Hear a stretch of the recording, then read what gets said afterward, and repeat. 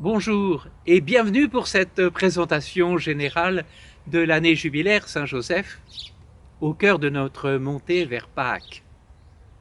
Joseph, dont le nom signifie Dieu l'augmentant, est reconnu depuis 150 ans comme le patron de l'Église universelle, comme l'a rappelé le pape François le 8 décembre dernier dans une lettre intitulée Patris Corde, en français, avec un cœur de père. Il ouvre ainsi une année jubilaire jusqu'au 8 décembre 2021, gratifié d'indulgences exposées dans le décret publié à cette occasion par un service du Vatican, la pénitencerie apostolique.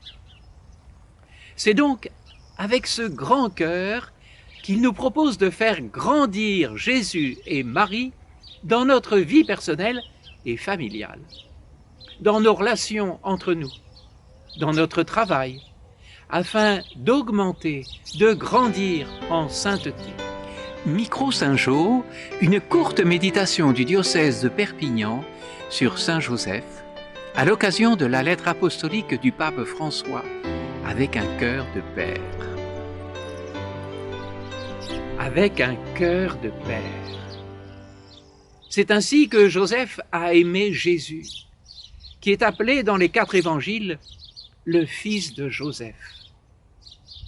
Tels sont les premiers mots de la lettre apostolique Patris Corde, dans laquelle le pape appelle les chrétiens à redécouvrir Saint Joseph. Cette lettre nous invite aussi à l'honorer, à l'aimer et à le prier et surtout à le faire connaître. Vous pourrez vous procurer le texte de la lettre apostolique à la librairie Siloé de Perpignan. Nous vous invitons à la lire attentivement, seul, en famille ou en paroisse. Nous pouvons redécouvrir cette richesse des prières de l'Église, que sont les litanies de Saint Joseph ou encore l'Ave Joseph. Tenez, je vous propose de redire ensemble cette belle prière.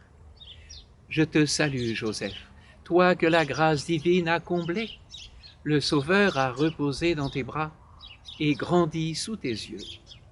Tu es béni entre tous les hommes, et Jésus, l'enfant divin de ta virginale épouse, est béni.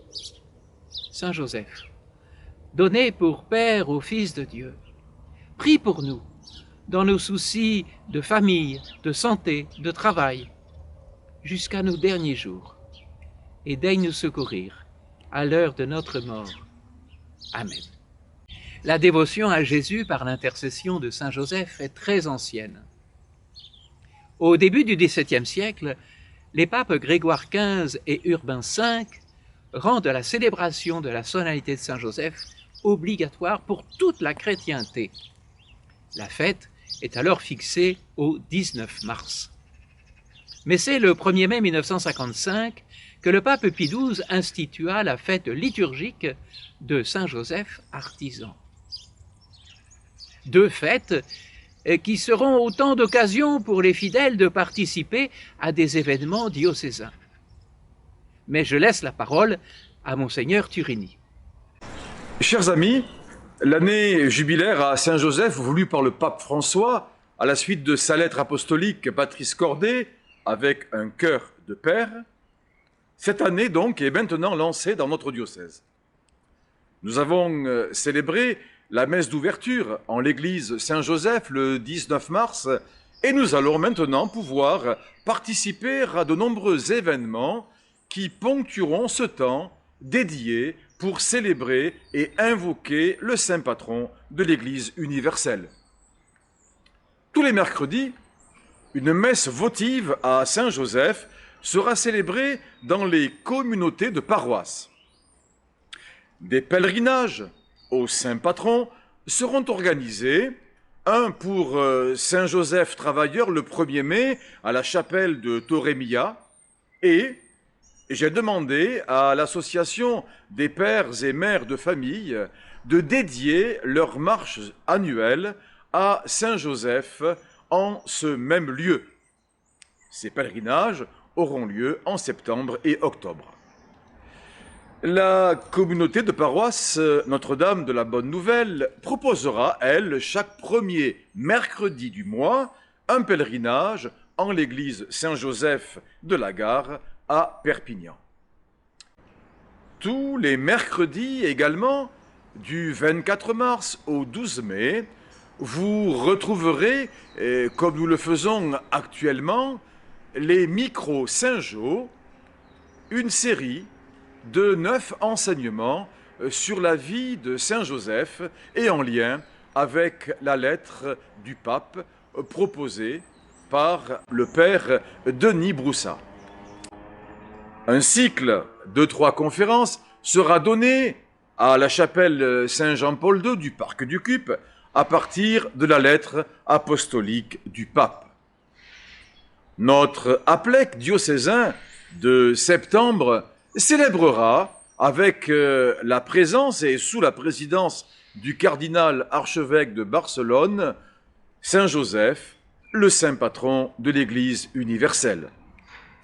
Enfin, le 8 décembre, je consacrerai en clôture de cette année jubilaire notre diocèse à Saint Joseph pour nous placer sous sa protection. Cette année, Saint Joseph est l'occasion pour notre Église diocésaine placée sous son patronage de retrouver un dynamisme nouveau, surtout en ces temps de crise sanitaire qui perdurent, en mettant en valeur la dévotion populaire à ce grand saint et pourquoi pas envisager de lui redonner toute son importance en lui dédiant un sanctuaire en l'église de Perpignan qui porte son nom.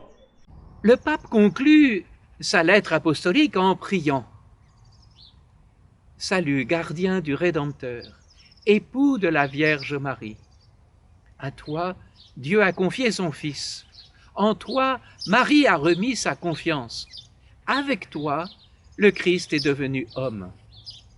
Ô bienheureux Joseph, montre-toi aussi un Père pour nous et conduis-nous sur le chemin de la vie.